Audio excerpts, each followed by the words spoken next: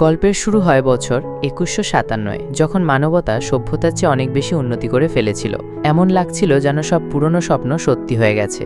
Great theory of এডুকেশনের পর পুরো পৃথিবী থেকে যুদ্ধ, ক্ষুধা আর সন্ত্রাসবাদ যেন অভিধান থেকেও মুছে ফেলা হয়েছিল। এখন আর কেউই পৃথিবীতে ক্ষুধার্ত হয়ে মারা যেত না, আর কোনো এমন রোগ ছিল না যার ওষুধ না হয়। পৃথিবী তার সব ক্ষত সেরে ফেলেছিল।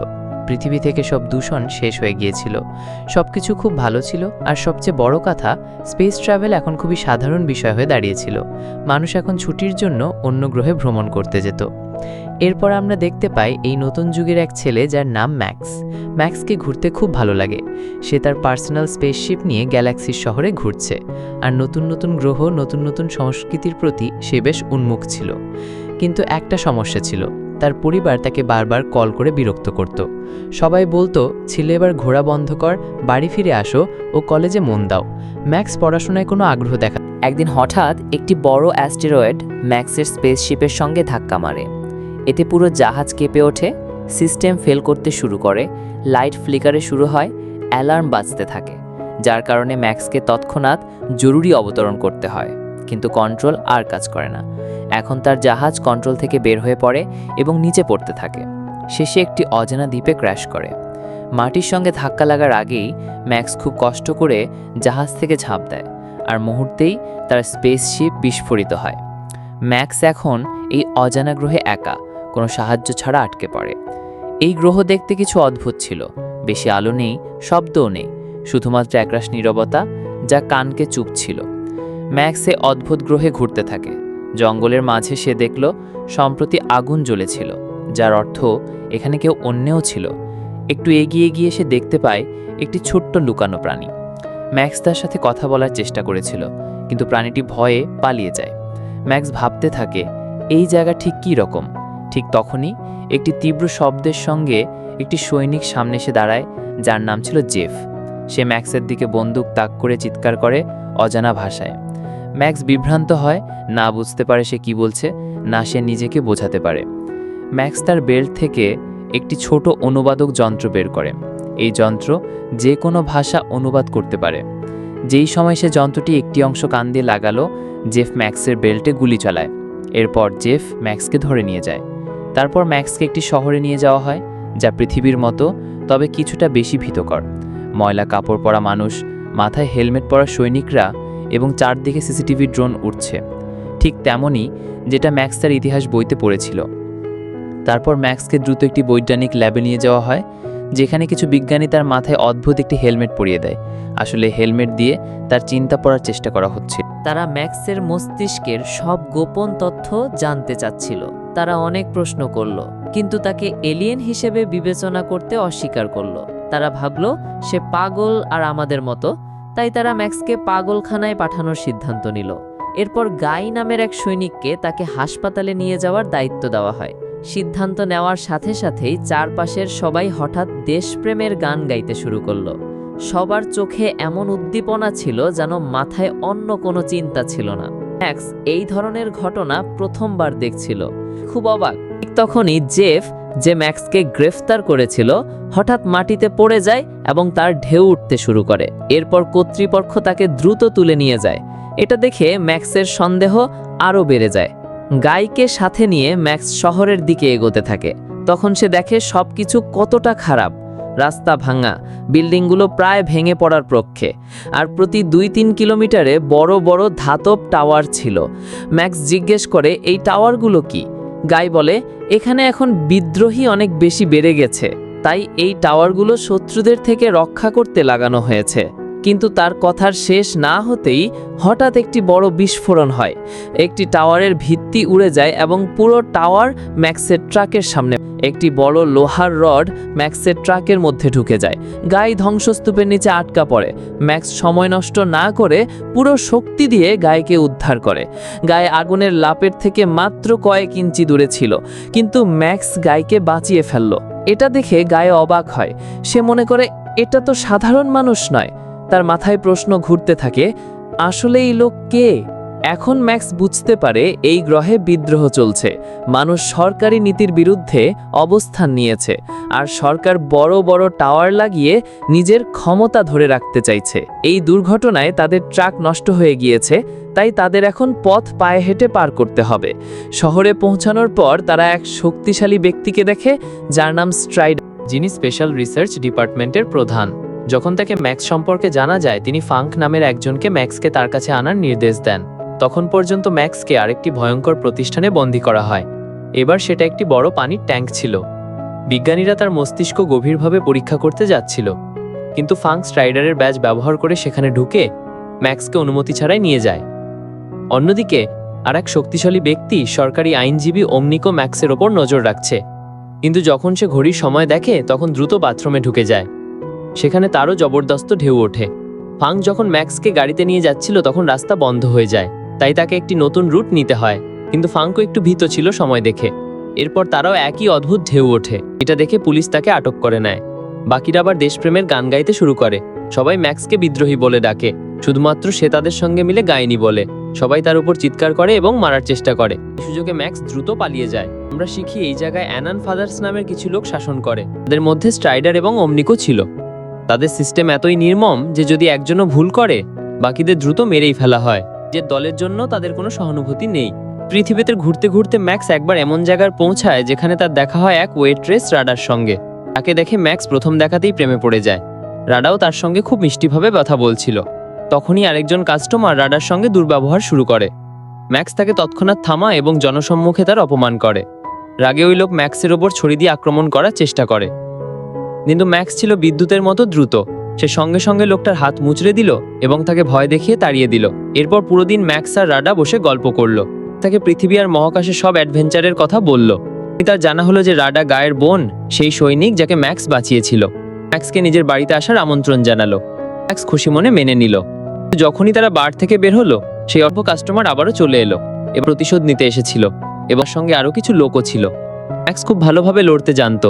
তারা উনি তলোয়ার দিয়ে আক্রমণ করলো। ম্যারুন স্টাইলে নিজেকে বাঁচিয়ে নিল। ম্যাক্সের উপর লাথি ঘুষি মারতে লাগলো। ম্যাক্সের কাছে তাদের ঘুষিগুলো ছিল হালকা ধাক্কার মতো। শুরুতেই সহজে তাদের ফেলে দিল। পর তাদের পুরো গ্যাং এসে পড়ল, যাদের কাছে আরো বড় বড় অস্ত্র ছিল। ম্যাক্সের সামনে এদেরও কিছুই চলল না। এক লোক ম্যাক্সের পায়ে দড়ি জড়িয়ে দিল, আরেকজন ওপরে আক্রমণ করতে এলো। কিন্তু ম্যাক্স তাদেরই অস্ত্র ব্যবহার করে তাদের টেনে মাটিতে আশ্রে ফেলল। শেষে বেঁচেছিল সেই লোক যে আগে রাডাকে উত্ত্যক্ত করেছিল। সে একটা ছোট গোল মেশিন বের করলো, যার মধ্যে থেকে ছুরিগুলো বের হচ্ছিল। সে সেটা ম্যাক্সের দিকে ছুঁড়ে মারল, কিন্তু ম্যাক্স সহজেই সেটাও এড়িয়ে গেল। সেদিন রাতেই সবাইকে পিটিয়ে যখন ম্যাক্স রাডার বাড়ি পৌঁছালো, তখন গায়ও চলে এলো। প্রথমে সে ম্যাক্সকে দেখে অবাক হয়ে গেল, কিন্তু যখন গায়ের মনে পড়ল যে ম্যাক্স তার প্রাণ বাঁচিয়েছিল, তখন সে তাকে বাড়িতে থাকতে দিল। ধীরে ধীরে সময় এভাবেই কাটতে লাগলো এবং ম্যাক্স ধীরে ধীরে এই নতুন পৃথিবীর রীতিনীতি বুঝতে শুরু করলো। তার কাছে সবকিছুই ছিল বেশ অদ্ভুত। সবচেয়ে বেশি অবাক সে তখনই হলো যখন সে দেখল এই দেশের সরকার তার চিন্তাভাবনাগুলো টিভিতে সিনেমার মতো দেখাচ্ছে। প্রত্যেক মানুষকে শেখানো হয়েছে যে তারা একটি গ্রহের ভিতরে বাস করে, উপরে নয়, এবং বাইরের জগতে কোনো অন্য গ্রহ বা তারা নেই। তাদের বইয়ে পড়ানো হয় যে তাদের অজানা পিতারা বিদ্রোহীদের বিরুদ্ধে যুদ্ধ জিতে টাওয়ার বসিয়েছিল এবং তখনই এদেশ কোনোভাবে রক্ষা পেয়েছে। গায়, যে এখন ম্যাক্সের বন্ধু হয়ে গেছে, সবসময় একটা কথা বলতো যে নিজের দেশকে রক্ষা করাই তাদের সবচেয়ে বড় কর্তব্য। সে ম্যাক্সকে বলেছিল, তুইও আমার মতো একজন গার্ড হয়ে যা। কিন্তু সমস্যা ছিল ম্যাক্সের কাছে কোনো আইডি ছিল না, না কোনো কাগজপত্র ছিল। তাই গাইকে তার কমান্ডার চাচুকে রাজি করাতে হয়েছিল। ম্যাক্সকে মিলিটারি ট্রেনিং নিতে হয়েছিল। সে দেশভক্তির গান শিখল এবং মিশন ট্রায়াল দিল। ট্রায়ালে তাকে জ্বলন্ত জায়গা দিয়ে দৌড়াতে হয়েছিল এবং বিদ্রোহীদের মতো দেখতে ছবিগুলোতে গুলি চালাতে হয়েছিল। ম্যাক্স ছিল এক শার্প শুটার, যার নিশানা কখনো ভুল হতো না। ফ্রি টাইমে ম্যাক্স রাডার সঙ্গে দেখা করত, গল্প করত এবং ধীরে ধীরে ওরা একে অপরান খুব কাছাকাছি চলে এলো। ট্রেনিংয়ের পর ম্যাক্সকে অবশেষে সেনাবাহিনীতে নিয়োগ করা হলো। তার প্রথম মিশন ছিল বিদ্রোহীদের এক ঘাঁটিতে হানা দেওয়া। রিডিং টিম বিল্ডিংয়ে ঢুকে সবকিছু ধ্বংস করতে লাগলো। বোমা ছোড়া হলো, মানুষদের লাথি মেরে টেনে হিচড়ে বের করা হলো। ম্যাক্স এসব দেখে পুরোপুরি কেঁপে উঠল। বিপ্লবীরা কোনো দানব ছিল না, তারা ছিল কেবল ভীত সাধারণ মানুষ। এটা দেখে ম্যাক্স সঙ্গে সঙ্গে তার বন্দুক ফেলে দিল। ঠিক তখনই একজন বিপ্লবী চুপিসারে বাইরে এসে গুলি চালাতে শুরু করলো। তবে খুব তাড়াতাড়ি তাকে মাটিতে ফেলে দেওয়া হলো এবং সঙ্গে সঙ্গে তাদের কমান্ডার চাচু সেই বিপ্লবীকে মারতে শুরু করলো, শুধু নিজের আনন্দের জন্য। এরপর ম্যাক্স দেখল অনেক মানুষকে একটা ট্রাকে বোঝাই করে নিয়ে যাওয়া হচ্ছে, যেন তারা কোনো পশু। চাচু ম্যাক্সকে জিজ্ঞেস করলো, তুই নিজের বন্দুক কেন ফেলে দিলি? ম্যাক্স বলল, আমি ভেবেছিলাম ওরা জঙ্গলি মানুষ হবে, কিন্তু ওরা তো সাধারণ গরিব মানুষ। চাচু হেসে বলল, হ্যাঁ, ওরাও ব্যথা অনুভব করে, সাধারণ মানুষই তো ওরাও, কিন্তু আমাদের চিন্তাভাবনা তো এক না। তখন ম্যাক্স চুপচাপ ভাবতে লাগলো, আমার তো ব্যথাই লাগে না, তাহলে আমি কি সাধারণ না? তারপর সব বিপ্লবীদের কোড নামক জায়গায় নিয়ে যাওয়া হলো। সেখানে শাস্তি হিসেবে এক এক করে বিপ্লবীদের তীব্র আলায় দাঁড় করানো হয়, যতটা উজ্জ্বল যে চোখ জ্বলে যায়। কিছু বিপ্লবী চিৎকার করে বলল, আমরা কিছু করিনি, আমাদের ছেড়ে দাও। আর কিছু গালিগালাজ করছিল। যারা শান্ত ছিল তাদের শ্রমিক বানিয়ে পাঠানো হলো, আর যারা প্রতিরোধ করেছিল তাদের মেরে ফেলা হলো। একজন বিপ্লবী তার যান্ত্রিক হাত দেখালো, কারণ গার্ডরা তার হাত কেটে নিয়েছিল। ফাদার্স তাকে গ্যাসে ভরা স্যুটে ঢুকিয়ে দিল, যাতে তার চামড়া ধীরে ধীরে পুড়তে লাগলো। ম্যাক্স এসব চুপচাপ দেখল এবং নিজের রাগ দমন করল। বাড়ি ফিরে গায়ে বলল, এইসব খুব ভুল হচ্ছে। গায়ের বিরোধিতা করে বলল, এটাই আমাদের উপায়, এটাই সঠিক। এখন মানুষ ম্যাক্সকে চিনতে শুরু করেছিল, তাই ফাং সহজেই তার অবস্থান ট্র্যাক করে ফেলল। তবে তাকে ধরার আগে ম্যাক্স ও গাইকে চাচুর অফিসে ডাকা হলো। এরপর চাচু ম্যাক্সের আনুগত্য পরীক্ষা করতে তাকে জঙ্গলে নিয়ে গেল। সেখানে দুজন বিপ্লবী ছিল যাদের মৃত্যুদণ্ড দেওয়া হয়েছিল। চাচু বলল, এই দুজনকে উড়িয়ে দাও। ম্যাক্স অজুহাত দিল, আমি ওদের আলাদা নিয়ে গিয়ে মারতে চাই।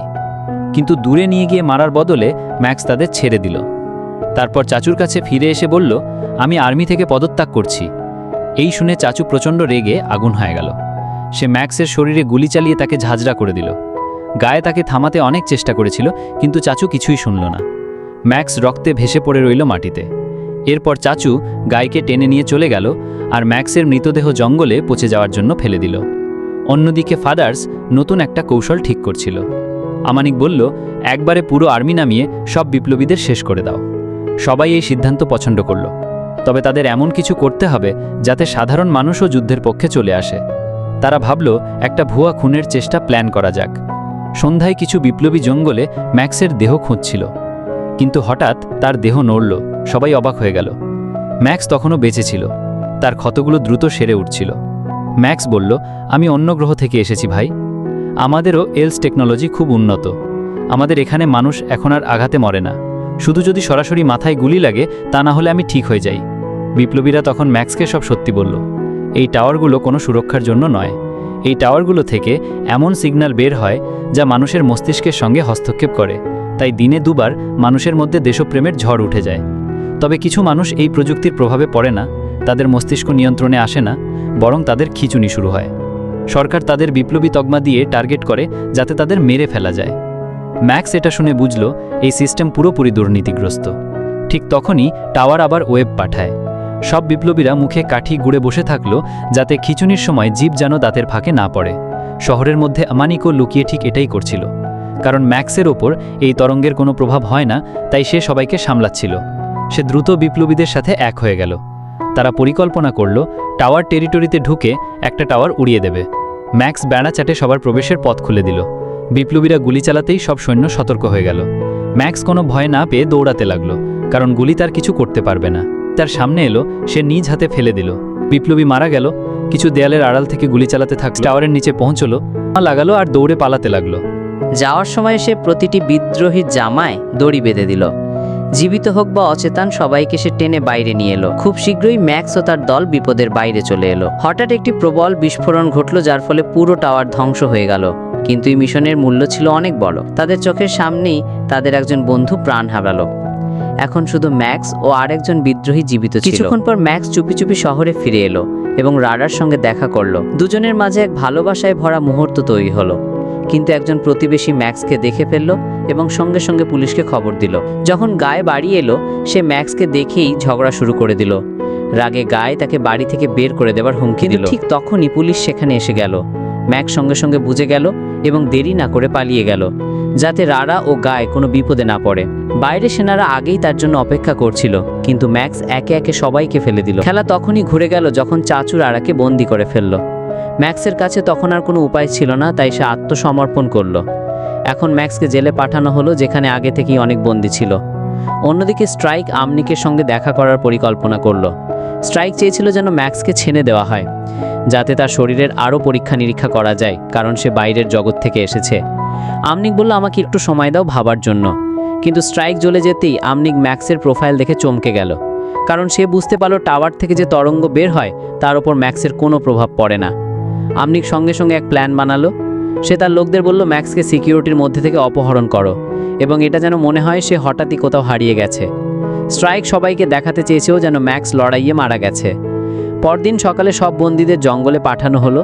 তাদের কাজ ছিল লড়াইয়ে বেঁচে থাকা অস্ত্রগুলো জড়ো করা।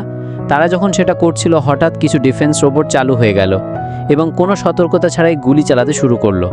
সবাই মাটিতে শুয়ে পড়ল এবং উপযুক্ত সময়ের অপেক্ষা করতে লাগলো। একে একে সবাই রোবটদের আক্রমণ করলো এবং শেষে সব রোবটকে মেরে ফেললো। মিশন শেষ করার পর জেফ ম্যাক্সকে সেই প্রাণীর ব্যাপারে বলল যাকে ম্যাক্স অবতরণের পর দেখেছিল।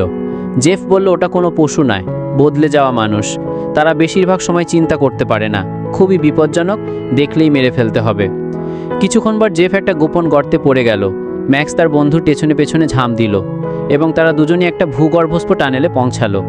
সেখানে তারা একটা পুরনো বিজ্ঞান গবেষণাগার খুঁজে পেল, কিন্তু সেখানে একটি বিস্ট দানব লুকিয়ে ঘুরছিল। তারা আলো জ্বালালো এবং কিছু জিনিস দেখতে লাগলো।